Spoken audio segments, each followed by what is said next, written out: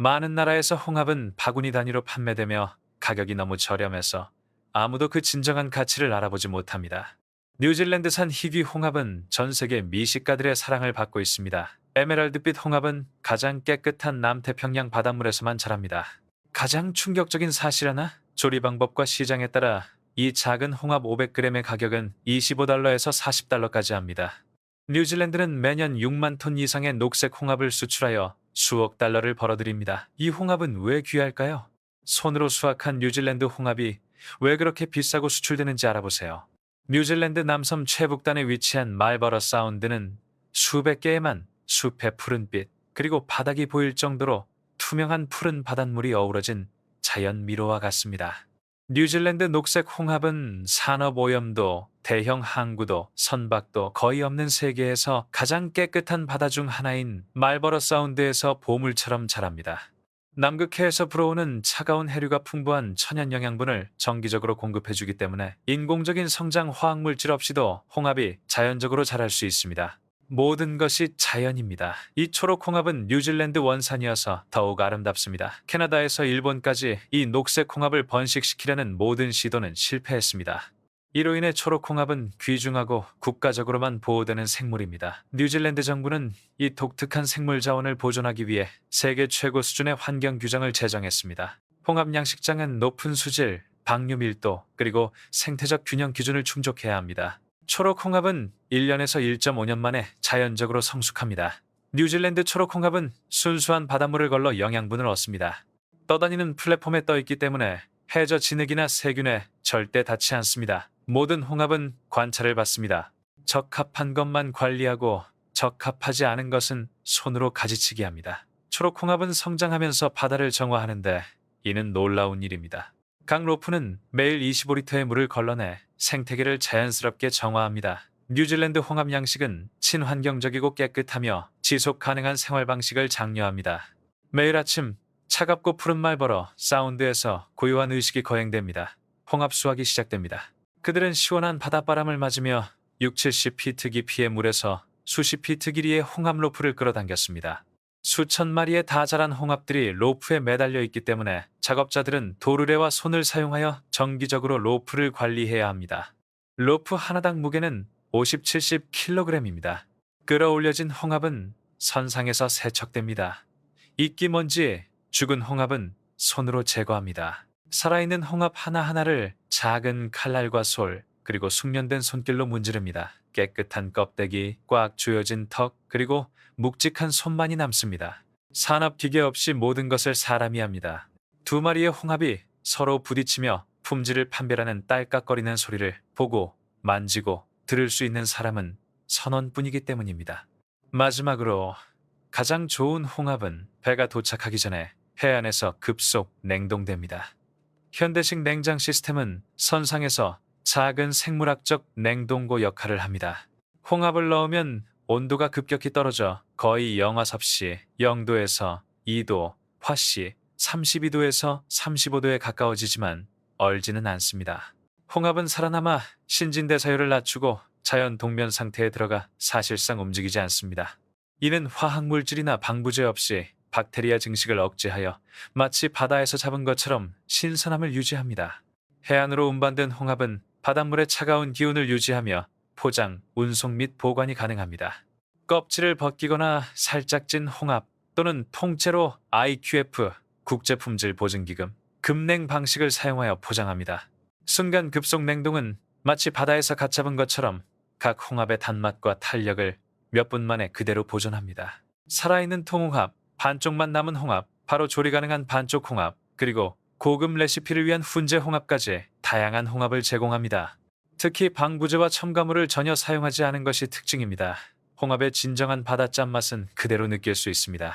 남태평양의 깨끗한 바다에서 자란 뉴질랜드산 녹색 홍합은 80여 개국으로 수출되었습니다. 한때 비천했던 이 생선은 이제 도쿄에서 파리까지 미슐랭 레스토랑의 자랑거리가 되었습니다. 미국, 일본, 유럽, 호주 등 가장 까다로운 시장에서도 이제 초록이 홍합은 깨끗하고 영양가 있으며 풍미가 뛰어납니다. 매년 3억 달러 이상에 거래되는 초록이 홍합은 뉴질랜드 국민의 자부심을 상징하며 뉴질랜드가 어떻게 자연의 선물을 세계적인 현상으로 만들었는지를 보여줍니다. 바다 뗏목에서 호화로운 식탁으로의 여정은 쉽지 않습니다. 뉴질랜드산 녹색 홍합의 가격은 품질과 희귀한 서식지를 유지하는 데 드는 비용을 모두 반영합니다. 산업화된 녹색 홍합 양식은 불가능합니다. 인공 사료, 항생제, 성장 호르몬 없이는 12개월에서 18개월 만에 천연 플랑크톤과 깨끗한 물에서 성숙합니다. 이 홍합은 맑은 만에서만 서식하며 항생제, 화학물질, 산업 폐수는 전혀 사용하지 않습니다. 각 양식장에서는 수질 청정도, 산소 함량, 미생물수, 그리고 유량을 주기적으로 평가합니다. 아주 작은 생태적 변화도 농장을 파괴할 수 있습니다. 농업은 바다의 리듬을 따르기 때문에 일방적으로 생산량을 늘릴 수는 없습니다. 매년 한정된 녹색 홍합 수확량은 품질을 유지하려면 인내심과 자연에 대한 존중이 필요하다는 것을 일깨워줍니다. 전 세계적으로 수요가 계속 증가하고 있습니다. 미국, 일본, 유럽의 미슐랭 셰프들은 맛있는 육질과 향긋한 바다향, 그리고 화학물질을 전혀 사용하지 않은 홍합의 높은 가격을 지불할 것입니다. 신선도 유지를 위해 어선에서 식탁까지 촘촘한 공급망을 통해 정교한 냉장 시스템을 통해 각 화물을 운송해야 합니다. 이 제품은 사치가 아닌 품질과 책임감을 보여줍니다. 인내심과 환경적 책임이 필요합니다. 홍합 하나하나는 자연, 노동, 그리고 윤리를 담고 있습니다. 1억 달러 규모의 수출 산업이라는 화려함 뒤에는 해양 문제가 도사리고 있습니다. 해수 온도가 섭씨 1, 2도 상승하면 녹색 홍합의 성장에 영향을 미칩니다. 며칠 안에 이 파도의 화려하지만 유독한 녹조가 양식 지역 전체를 파괴할지도 모릅니다. 해수 박테리아와 미생물 또한 통제할 수 없이 변화하고 있습니다. 남반구의 유명한 해양 생물을 보호하는 것은 시간과의 싸움이자 경제적 문제입니다. 친환경 기술, 위성 수질 모니터링, 그리고 지속 가능한 어업은 뉴질랜드의 홍합 산업을 장기적인 환경 보호 노력으로 변화시키고 있습니다. 뉴질랜드에서 잡히는 녹색 홍합 하나하나는 바다의 맛을 그대로 담고 있으며 인내, 책임감, 그리고 보존에 대한 이야기를 담고 있습니다. 우리는 이러한 바다의 선물을 지켜야 합니다. 신선한 맛, 지속 가능한 양식, 무항생제, 그리고 해양 정화라는 장점 때문에 해외 고객들이 고품질 홍합의 몇 배나 더 비싼 값을 치르는 이유는 무엇일까요? 5성급 레스토랑 수준의 품질과 스토리텔링이 돋보이는 요리에 딱 맞습니다. 항구에서 배럴당 50달러였던 상업적 가치는 도쿄에서는 2배, 고급 레스토랑 메뉴에서는 일시배로 급등했습니다. 따라서 홍합 20만 마리로 한 시즌에 50만 달러 이상의 수익을 올릴 수 있습니다. 제 생각에 뉴질랜드의 녹색 홍합 이야기는 진정한 가치는 제품 자체뿐 아니라 양식 방식의 진정성에도 있다는 것을 강력하게 일깨워줍니다. 제가 가장 매료된 것은 이 홍합이 보기 드문 균형감을 보여준다는 점입니다. 상업적 성공과 생태적 동반자라는 두 마리 토끼를 동시에 잡을 수 있는 것입니다. 해양 환경을 고갈시키는 많은 집약적 양식 시스템과 달리 녹색 홍합은 성장하는 동시에 수질을 적극적으로 개선하여 지속 가능한 해산물 생산의 모델로 자리매김합니다. 저는 이러한 점이 녹색 홍합의 가치를 가격표 그 이상으로 높인다고 생각합니다.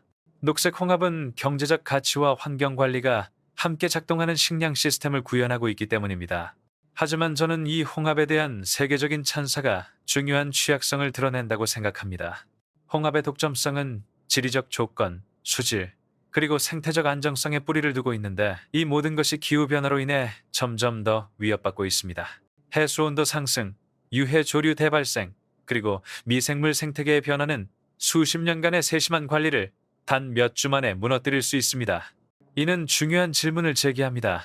우리가 완전히 통제할 수 없는 환경에 크게 의존하는 이 제품을 어떻게 보호할 수 있을까요? 제 생각에는 첨단 모니터링 기술에 대한 투자, 회복력을 위한 유전자 연구, 그리고 해양 보존을 위한 더욱 강화된 국제 협력은 선택사항이 아니라 필수적입니다. 동시에 저는 여기서 소비자들에게 교훈을 얻을 수 있다고 생각합니다. 전 세계 셰프와 손님들이 화학물질을 사용하지 않고 책임감 있게 어획되었으며 추적 가능한 홍합에 기꺼이 프리미엄 가격을 지불하는 것은 이야기가 효과적으로 전달될 때 시장의 지속 가능성을 보상한다는 것을 보여줍니다. 저는 이것이 더 넓은 길을 제시한다고 생각합니다. 더 많은 국가가 단기적인 이익보다 생태적 책임을 우선시하는 유사한 모델을 채택한다면 세계 해산물 시장은 품질, 윤리, 그리고 환경 건강을 중시하는 방향으로 전환될 수 있을 것입니다. 궁극적으로 저는 뉴질랜드의 녹색 홍합을 단순한 고급 해산물 그 이상으로 봅니다. 자연의 한계를 신중하게 존중하는 것이 문화적 명성과 경제적 번영을 가져올 수 있음을 보여주는 증거입니다. 이제 남은 과제는 이러한 성공이 허약한 승리가 아니라 21세기 식량 생산이 어떤 모습이어야 하는지, 즉 인내심 있고 책임감 있으며 자연의 리듬과 불가분의 관계를 맺고 있는 회복력 있는 사례가 되도록 하는 것입니다.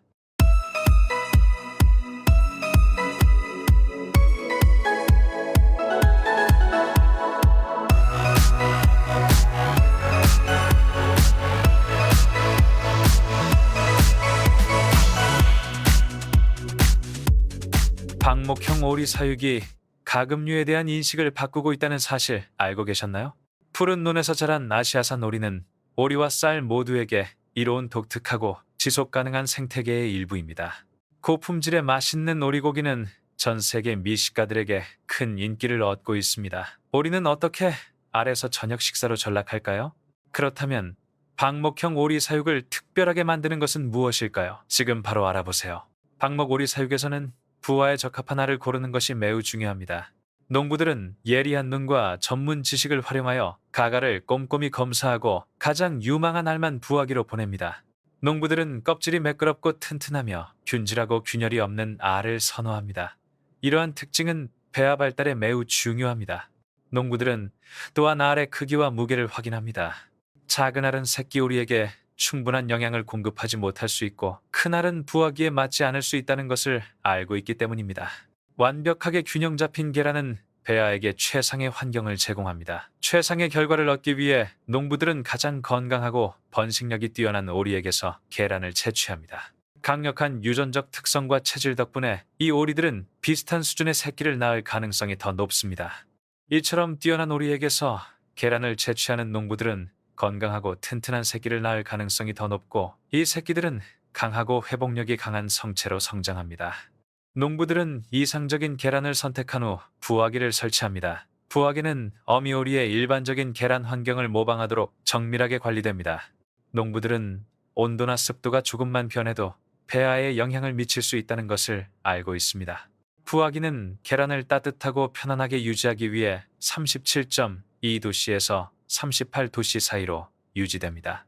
농부들은 정밀한 온도계와 온도 조절 장치를 사용하여 부화 온도를 유지합니다. 급격한 온도 변화가 연약한 폐하에 해를 끼칠 수 있다는 것을 알고 있습니다. 또 다른 중요한 부화 요인은 습도입니다. 농부들은 계란 발달을 위해 습도를 50%에서 55% 사이로 유지하려고 노력합니다. 부화기 안에 물바디를 놓거나 자동 분무 장치를 사용하여 이를 수행합니다. 적절한 습도는 계란의 탈수와 배아 성장 저해를 방지합니다. 농장주들은 온도와 습도뿐만 아니라 계란의 환기도 철저히 관리합니다. 적절한 공기 순환은 부화기 내부의 산소와 이산화탄소 농도를 조절하여 새끼 오리의 건강을 유지합니다. 선풍기나 특정 통풍구를 사용하면 신선한 공기를 계란에 공급하고 오염된 공기를 제거하는 데 도움이 됩니다. 부화기가 작동하면 농장주들은 계란의 성장을 관찰하는 데 큰 즐거움을 느낍니다. 오리알은 품종과 기후에 따라 약 28일에서 35일 동안 부화합니다. 농부들은 이 기간 동안 알의 발달과 문제를 모니터링합니다. 부화 중에는 알을 검란하는 것이 필수적입니다. 달걀 껍질에 밝은 빛을 비추면 농부들은 배아의 발달 과정을 확인할 수 있습니다. 농부들은 각 알을 빛에 살짝 비추어 혈관 형성과 배아의 그림자를 확인합니다. 검란은 또한 농부들이 불량 달걀을 찾는 데에도 도움이 됩니다. 부화하지 않거나 이상 징후가 보이는 계란은 부화기에서 꺼내 박테리아 오염을 방지하세요. 이 방법은 가장 건강하고 유망한 계란만 선별하여 부화율을 높입니다.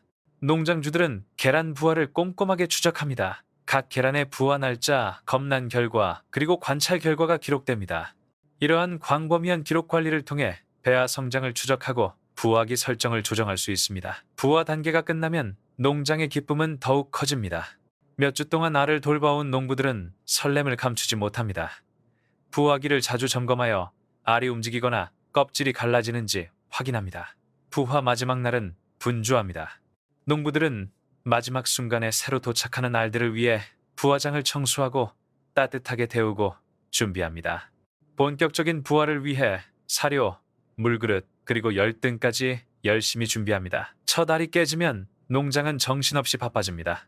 부화기에서 부화한 오리 새끼들을 보며 농부들은 감탄합니다. 솜털 같은 작은 오리들이 첫 숨을 쉬고 날개를 펼치자 기쁨과 경이로움이 가득합니다. 더 많은 알들이 부화하면서 부화기는 짹짹거리는 소리로 가득 찹니다. 껍질에서 나온 지 얼마 안 된 오리 새끼들은 아직 축축한 상태로 온기를 찾아 서로 껴안습니다. 농부들은 이 귀여운 모습에 미소를 지으며 자신들의 노고가 결실을 맺었다는 것을 깨닫습니다. 하지만 열정적인 농부들의 모습에도 불구하고 알 하나가 부화하는 데는 언제나 시간이 오래 걸립니다. 농부들은 이 오리를 게으른 달걀이라고 부르며 속이 형제들에게 합류하기 전에 낮잠을 잤는지 궁금해합니다. 장난스럽게 껍질을 두드려 아이가 서둘러 파티에 참여하도록 합니다. 오리는 풍부한 식욕과 타고난 먹이 탐색 습성 덕분에 논과 같은 무성한 수생 환경에서 잘 자랍니다. 얕은 수로를 걸을 때 물 갈퀴가 있는 바른 땅을 부드럽게 휘저어 공기를 공급하고 유익한 미생물을 증식시킵니다. 논은 오리에게 이상적인 서식지입니다. 무성한 잎은 오리를 포식자로부터 보호하고 영양분이 풍부한 물은 오리가 먹는 수생식물과 곤충을 자라게 합니다. 각 구성 요소는 서로에게 도움을 주며 이는 천생연분과 같은 농업적 조화를 이룹니다. 오리와 논 사이의 상호작용은 공존 그 이상입니다. 오리는 먹이를 찾아다니며 벼에 해를 끼칠 수 있는 여러 해충을 잡아먹습니다. 논에 해충이 있으면 해충의 발생을 억제하고 살충제 사용을 줄일 수 있습니다. 오리 배설물은 벼를 비옥하게 하고 거름은 토양의 질소와 기타 영양소를 풍부하게 하여 식물 성장을 촉진합니다. 자립적인 생활 주기를 가진 오리는 해충을 먹고 벼는 오리 배설물을 먹고 자랍니다. 오리와 논은 자연의 창의성과 전통적인 농업 방식을 보여주는 독특한 서식지를 조성합니다. 화학물질, 집약농업에 대한 지속 가능하고 친환경적인 대안을 제시하는 공생관계는 지속되어 왔습니다. 오리의 자연적인 해충 및 잡초 관리는 오리벼 통합 재배의 주요 특징입니다. 기존 벼 농사꾼들은 수확물에 피해를 줄 수 있는 해충, 달팽이, 잡초를 방지하기 위해 화학 살충제와 제초제를 사용합니다. 화학 물질은 환경, 인간의 건강, 그리고 농부의 재정에 영향을 미칠 수 있습니다. 오리는 논에서 줄기좀나방, 잎깍지벌레, 메뚜기를 먹습니다. 이러한 해충은 방치하면 벼에 피해를 입혀 수확량과 품질을 떨어뜨립니다. 하지만 오리의 순찰 활동은 해충을 억제하여 제초제 없이도 벼가 번성할 수 있도록 합니다. 오리는 곤충만 먹는 것이 아닙니다. 벼와 영양분과 공간을 두고 경쟁하는 잡초도 발견합니다. 오리는 논을 뒤뚱뒤뚱 걸어가면서 어린 벼 줄기를 뜯어내 발판을 마련하지 못하게 하고 문제를 일으킵니다. 윈윈 상황입니다. 오리들은 맛있는 간식을 즐기고 농부들은 잡초 없는 쌀을 얻습니다. 효과적이고 지속 가능한 이 천연 해충 및 잡초 관리 기술은 아름답습니다. 오리는 농부들이 값비싸고 위험한 화학물질을 사용하지 않도록 도와줍니다. 이를 통해 비용을 절감하고 오리, 벼, 그리고 생태계를 개선할 수 있습니다. 오리는 논 생물 다양성을 증진할 수 있습니다. 오리는 먹이를 찾을 때 흙과 물을 섞어 수생식물이 번성하고 유익한 곤충과 미생물을 유인합니다. 오리의 해충 및 잡초 방제는 탁월할 뿐만 아니라 논 생태계에도 기여합니다. 오리 배설물은 영양이 풍부한 천연 비료를 제공하기 때문에 오리 벼 종합 농사의 중요한 자원입니다. 오리는 배설물을 통해 질소, 인산, 칼륨 등의 영양소를 배출합니다. 이러한 영양소는 벼 생장에 필수적이며 오리는 풍부한 영양소를 제공합니다. 오리 배설물은 영양 외에도 다양한 이점을 제공합니다. 분뇨는 분해되어 토양에 유기물을 공급하고 토양의 구조와 보수력을 향상시킵니다. 이는 토양이 항상 젖어 있는 논에서 매우 중요합니다. 토양 구조가 개선되면 뿌리 성장과 영양분 흡수가 촉진되어 벼가 더욱 건강하고 생산적으로 자랍니다. 오리 분뇨 비료는 환경적 이점이 있습니다. 기존 벼 재배 농가들은 작물의 비료로 합성 비료를 사용합니다. 그러나 이러한 비료의 생산 및 사용은 온실가스 배출과 수질 오염을 유발할 수 있습니다. 오리 배설물은 농부들이 합성 비료 사용을 줄이고 환경에 미치는 영향을 줄이는 데 도움이 될 수 있습니다. 오리 배설물은 친환경적이고 지속 가능하며 자연과 조화를 이룹니다. 또한 오리 분뇨는 농부들의 비용도 절감해줍니다. 합성 비료는 가격이 비싸고 시장 수요와 공급망의 영향을 받기 쉽습니다. 농부들은 오리를 영양원으로 활용함으로써 비용을 절감하고 수익을 증대할 수 있습니다. 논에서 영양분이 풍부한 물을 공급받는 주변 연못에서는 수생식물과 동물들이 자랄 수 있습니다. 오리벼, 물고기 농사는 한 구성 요소의 폐기물이 다른 구성 요소의 투입자가 되는 폐쇄 루프 시스템을 제공합니다. 오리는 오리벼 통합 농사의 핵심이지만 벼의 종류 또한 중요합니다. 농부는 자신의 재배 환경에 맞는 벼 품종과 논에 있는 오리를 신중하게 선택해야 합니다. 벼 품종을 선택할 때는 도복 저항성이 중요합니다. 벼는 보통 강풍이나 비로 인해 무게를 지탱할 수 없을 때 도복합니다. 오리는 먹이를 찾다가 실수로 벼를 밟아 도복할 수 있습니다. 따라서 생산자들은 오리의 먹이 활동에 방해받지 않는 튼튼한 줄기를 가진 벼 품종을 원합니다. 벼 품종의 오리 먹이 활동 방해에 대한 회복력 또한 중요합니다. 오리는 취약한 품종의 수확량에 해를 끼치거나 감소시킬 수 있습니다. 농부들은 오리의 이점과 식물 피해의 균형을 맞추기 위해 가끔씩 갉아먹거나 발에도 견딜 수 있는 벼 품종을 선택해야 합니다. 벼 품종의 성숙도 또한 중요합니다. 오리벼 통합농법에서는 벼 생장 중 특정 시기에 오리를 논에 투입합니다. 농부들은 오리의 먹이 활동에 가장 적합한 성수기를 가진 품종을 선택해야 합니다. 이렇게 하면 오리가 도착했을 때 벼가 적절한 생장 단계에 도달하여 해충 및 잡초 관리를 강화하고 작물 피해를 최소화할 수 있습니다. 물론 벼 품종의 수량과 곡물 품질도 중요합니다. 농부들은 수확량이 많은 품종을 선택하고 시장에 고품질의 곡물을 공급해야 합니다. 곡물의 크기, 모양, 질감, 향은 소비자의 선호도와 지역 요리 전통에 따라 고려될 수 있습니다. 농부들이 쌀 품종을 선택할 수 있도록 농업연구기관과 정부기관은 지역 재배 조건과 시장 수요를 바탕으로 시험을 실시하고 권장사항을 제시합니다. 오리벼 통합농법은 고유한 문제점과 기회를 가지고 있기 때문에 본 지침은 농부들이 최상의 품종을 선택하는 데 도움을 줍니다. 오리벼 통합농법은 환경적, 경제적 이점 덕분에 매력적이고 지속 가능합니다. 오리와 논을 결합함으로써 농부들은 환경과 재정에 도움이 되는 자립형 생태계를 조성할 수 있습니다. 오리벼 통합 농업 모델은 농생태학의 환경적 모범을 보여줍니다.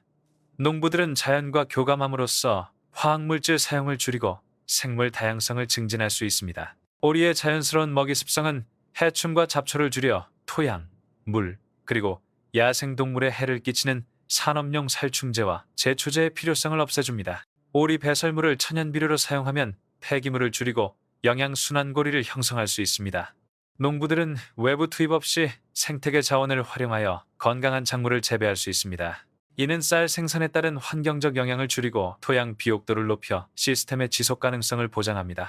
또한 농부들은 오리와 쌀을 통합적으로 재배함으로써 경제적 이득을 얻을 수 있습니다. 농약과 비료 사용량을 줄여 생산비를 절감하고 수익을 증대할 수 있습니다. 오리는 성장하면 고기나 달걀을 얻기 위해 판매하여 소득을 높일 수 있습니다. 또한 오리벼 통합농업은 농촌 생계와 지역사회 회복력을 증진할 수 있습니다. 지속가능한 벼농사 대안은 농촌 이탈을 줄이고 젊은 세대의 농업 참여를 유지할 수 있습니다. 농부들이 자연과 협력하여 고품질의 건강한 식량을 생산함에 따라 땅에 대한 자부심과 유대감을 강화할 수도 있습니다. 오리벼 농법의 결합은 세계 최대 식량 시스템 문제 중 일부를 해결할 수 있습니다. 인구 증가에 따라 사람들에게 식량을 공급하고 환경을 보호하기 위해서는 지속 가능한 농업이 필요합니다. 오리벼 통합농법은 지속 가능하고 경제적이며 사회적으로 식량을 생산하는 방법을 보여줍니다. 오리벼 통합농법으로의 전환은 쉽지 않습니다. 농부들은 오리 사육장, 울타리, 그리고 축산 및 농생태학 기술이 필요할 수 있습니다. 많은 국가에서 관행벼 농법이 주류를 이루고 있기 때문에 이러한 농법의 도입에 문화적, 제도적 장벽이 존재할 수 있습니다. 오리벼 통합 농법의 이점은 무시할 수 없을 만큼 큽니다. 더 많은 농부와 소비자가 이러한 접근법의 가치를 인식함에 따라 농촌 생계를 지원하고 자연과 소통하며 사람과 세상을 먹여 살리는 더욱 지속 가능하고 회복력 있는 식량 시스템이 부상하고 있습니다. 벼 수확기가 다가오면서 방목오리 무리가 논으로 이동합니다. 수천 마리의 오리들이 그루터기 사이를 뒤뚱뒤뚱 걸으며 반짝이는 깃털로 먹이를 찾는 모습은 정말 놀랍습니다. 꽥꽥거리는 소리는 이 독특한 농업 시스템의 풍요로움과 활력을 생생하게 전달합니다. 오리들은 수확한 논에서 먹이를 찾습니다. 남은 곡식과 쌀은 에너지를 제공하고 논은 미네랄과 풍미를 제공합니다. 오리들은 진흙투성이 땅을 열심히 뒤지며 먹이를 찾습니다. 오리들이 논에서 하는 일은 먹는 것 이상입니다. 농부들은 방목을 통해 밭을 개간하고 파종 준비를 합니다. 오리의 먹이 활동은 벼 그루터기를 분해하여 토양에 공급하여 토양의 구조와 비옥도를 향상시킵니다. 오리는 수확기에 살아남는 해충과 잡초를 관리합니다. 오리는 먹이를 찾는 동안 남은 해충이나 잡초 씨앗을 먹어치워 번식과 작물 피해를 방지합니다. 자연 해충 방제는 화학물질 사용을 줄입니다. 논에서 먹이를 찾는 많은 오리떼는 전통 농법의 지략과 지혜를 보여줍니다. 가축을 경작 체계에 추가하면 자원 활용을 극대화하고 폐기물을 줄이는 폐쇄형 자립형 생태계가 조성됩니다. 이러한 재생 농업 전략은 여러 세대에 걸쳐 식량과 환경적 이점을 제공해 왔습니다. 방목형 오리 방목의 이점은 논에만 국한되지 않습니다.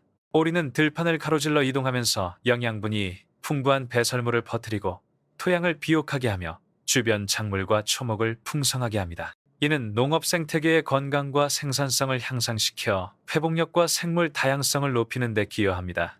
논에서 방목으로 사육되는 많은 오리떼를 관리하는 것은 당연히 어려운 일입니다. 농부들은 오리에게 좋은 물과 보금자리를 제공하고 매와 여우로부터 보호해야 합니다. 오리는 새로 돋아난 벼 모종을 손상시킬 수 있으므로 방목 관리에 세심한 주의가 필요합니다. 방목 오리를 활용하는 농부들은 그 혜택을 누릴 수 있습니다. 오리는 자연과 깃털 달린 채집 동물들과 협력하여 고품질의 영양가 있는 식량을 생산하고 농업 생태계를 보호할 수 있습니다. 오리, 농부, 그리고 지구 모두 윈윈입니다. 식량 시스템의 지속 가능성과 회복력에 대한 우려가 커짐에 따라 방목형 오리 방목 모델은 인간이 어떻게 자연과 협력하여 생산적이고 재생 가능한 방식으로 식량을 생산할 수 있는지를 보여줍니다. 전통 농업 전통과 현대 과학을 결합함으로써 우리는 사람과 지구를 먹여 살리고 미래의 번영을 보장하는 새로운 농업 패러다임을 개발할 수 있습니다. 오리는 놀라운 알을 낳아 매우 귀중합니다. 잘 관리된 오리 무리는 매년 한 마리당 200, 300개의 알을 낳을 수 있으며 특히 카키 캠벨과 인디언 러너는 알을 많이 낳습니다. 오리는 스트레스 없이 많은 알을 낳기 위해 좋은 사육 환경, 영양, 그리고 관리가 필요합니다. 오리알은 수요가 많기 때문에 농부들은 오리알로 큰 돈을 벌 수 있습니다. 오리알은 맛, 영양, 그리고 희귀성 때문에 달걀보다 비쌉니다. 계란 생산을 병행하는 오리 사육은 수익을 다각화하여 재정 건전성을 높일 수 있습니다. 오리알 생산은 관련 산업과 농촌 일자리를 지원합니다. 오리알의 상품성과 수익성은 계란의 품질에 달려 있습니다. 이를 위해선 깨끗하고 통풍이 잘 되며 청결한 집이 필요합니다. 오리의 생애, 주기별 영양 필요량에 맞는 균형 잡힌 식단이 필수적입니다. 스트레스 관리, 건강 모니터링, 질병 예방은 오리 관리와 고품질 계란 생산에 필수적입니다. 산란기 오리는 다른 가금류와는 다른 식단을 섭취합니다.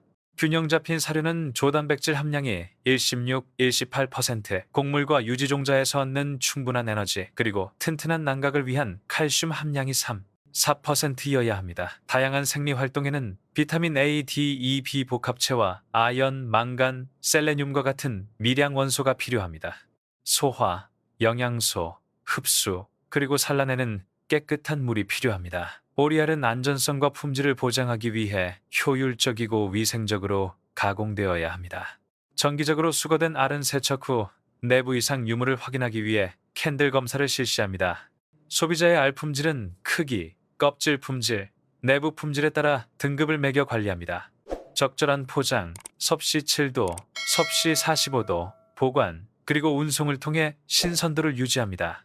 작물 규모와 목표 시장에 따라 직접 판매부터 도매까지 다양한 유통 방식을 제공합니다.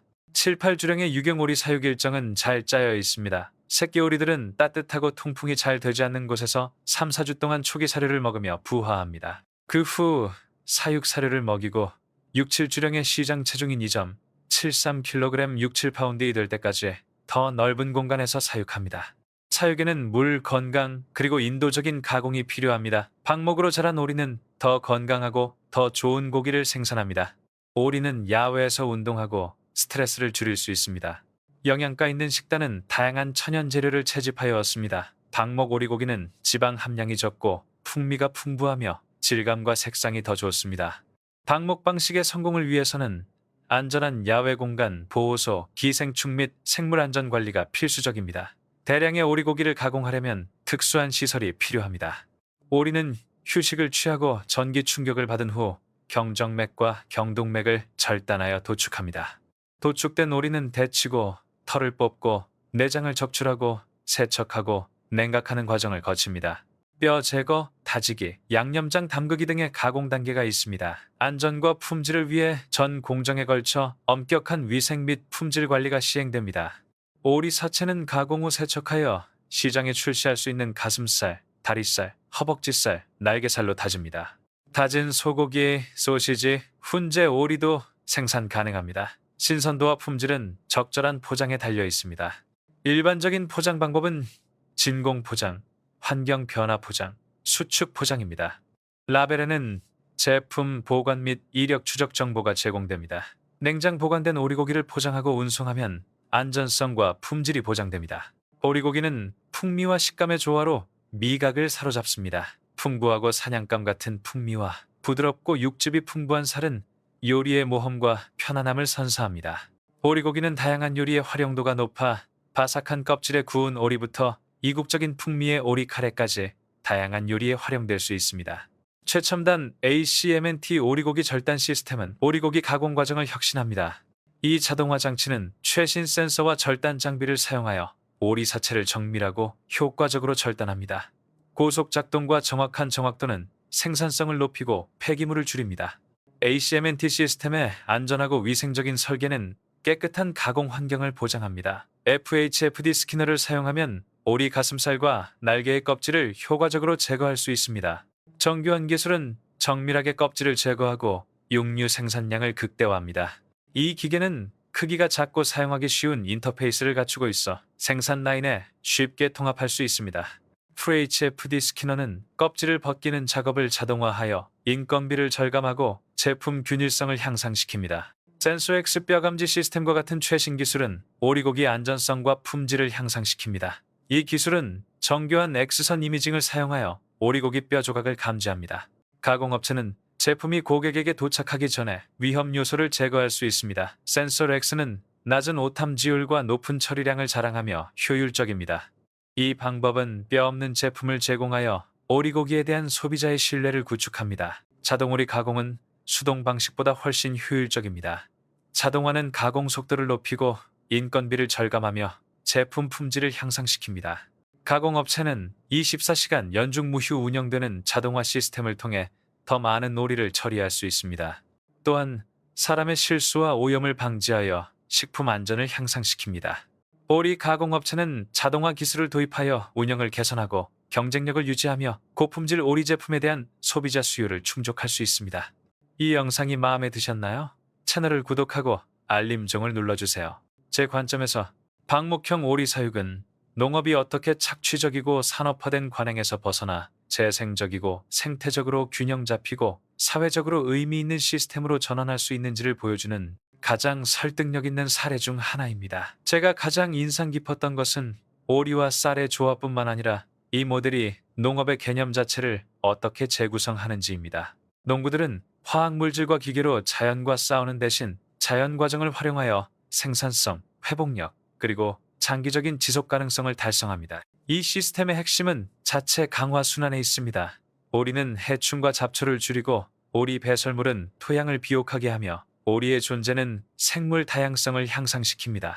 이 모든 것이 고품질의 고기와 계란을 생산하는 동시에 이루어집니다. 이와 대조적으로 기존 농업은 농부들을 비료, 살충제, 그리고 시장 변동성에 의존하는 악순환에 갇히게 하는 경우가 많습니다. 방목형 오리 사육은 가축과 작물을 통합함으로써 비용을 절감하고 수확량을 늘리며 다양한 수입원을 제공합니다. 이는 환경적 해결책일 뿐만 아니라 특히 기후 변화와 시장 변화에 취약한 소규모 농가에게 사회 경제적 해결책이기도 합니다. 동시에 이러한 시스템을 확장하는 데에는 어려움이 따른다는 점을 인식하는 것이 중요하다고 생각합니다. 논에서 대규모 가축을 관리하려면 과도한 방목이나 묘목 손상을 방지하기 위한 신중한 계획이 필요하며 모든 지역이 이러한 관행을 실행할 수 있는 기반 시설이나 지식 기반을 갖추고 있는 것은 아닙니다. 또한 현대 농업은 단일 재배와 화학물질 집약적 방식에 편향되어 있는 경우가 많기 때문에 문화적 또는 제도적 장벽이 있을 수 있습니다. 이러한 장벽을 극복하기 위해서는 농민교육, 협동조합 모델, 그리고 정책 지원에 대한 투자가 필수적이라고 생각합니다. 예를 들어 정부는 비료 대신 통합농업 시스템에 보조금을 지원하거나 연구기관은 올인원과 올인원을 통합하는 데 적합한 벼 품종 최적화에 집중할 수 있습니다. 제 생각에 방목오리 사육의 진정한 의미는 단순히 더 좋은 쌀이나 더 맛있는 오리고기를 생산하는 데 그치지 않습니다. 생태적 지능을 중시하고 자연 순환을 존중하며 농촌 공동체를 지원하는 새로운 식량 생산 패러다임을 보여주는 것입니다. 이러한 시스템이 더 널리 도입된다면 농업의 환경 발자국을 크게 줄이는 동시에 사람과 땅을 의미 있게 다시 연결할 수 있을 것입니다. 간단히 말해 저는 방목형 오리 사육을 전통적인 지혜와 현대적인 이해를 융합한 농생태학의 모델로 봅니다. 이는 단순한 농업 기술이 아니라 공존의 철학이며 식량 안보와 환경 관리가 상충될 필요가 없다는 것을 보여줍니다. 남은 것은 이러한 관행을 확대하려는 공동의 의지와 지속 가능성을 위해서는 수확량만을 넘어 전체 생태계의 회복 탄력성을 고려해야 한다는 인식입니다.